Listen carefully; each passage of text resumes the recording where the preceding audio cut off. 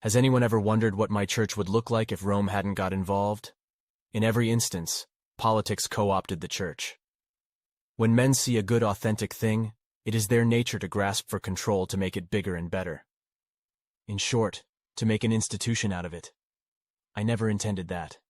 I always intended that small groups would minister with those who lived nearby. Yes, there was need for organization and keeping the teachings true, but men always bring their baggage and self-importance into the equation, because there is an innate desire to control and protect. This is why it is necessary for me to come to earth again and dwell with my people. They will never get it right without me. Yes, there must be overseers, bishops, but not living in opulence, which breeds greed, rivalries, distraction, and unbelief. Rather, they are to be men and women of humble stature, buildings of a common nature, not palaces and pretense. What happened to my church? It was tragic but bound to happen. The one good thing it did do was to bring consistency. But without my influence it also brought money, position, and fame, and that entered in and took control. It will take a great deal of studied care to restore the structure with total fidelity to my wishes. Evangelical poverty and simplicity are the absolute building blocks for the ministers of my church and her restoration.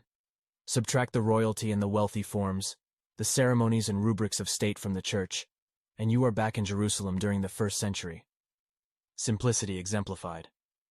When you build extravagant buildings with luxurious trimmings, you invite in those whose lives are focused on such things, as well as stealing the widow's mite.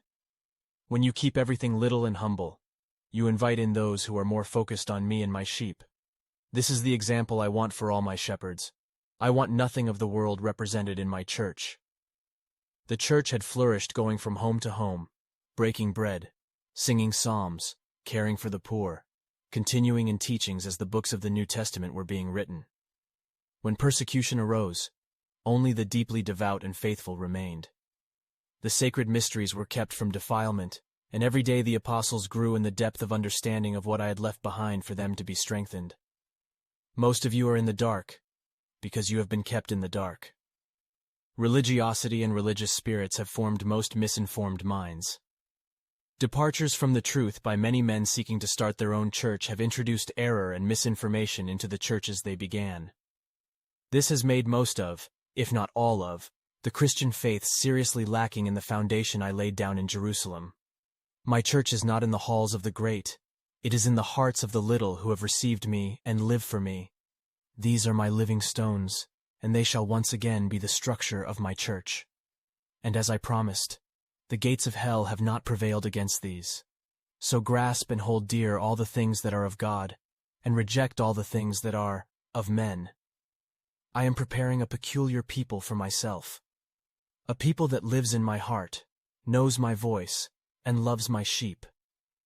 A people who have meticulously routed out a religious spirit out of their hearts and minds, and do not stand in the self-righteousness of the Pharisees who judge as man judges.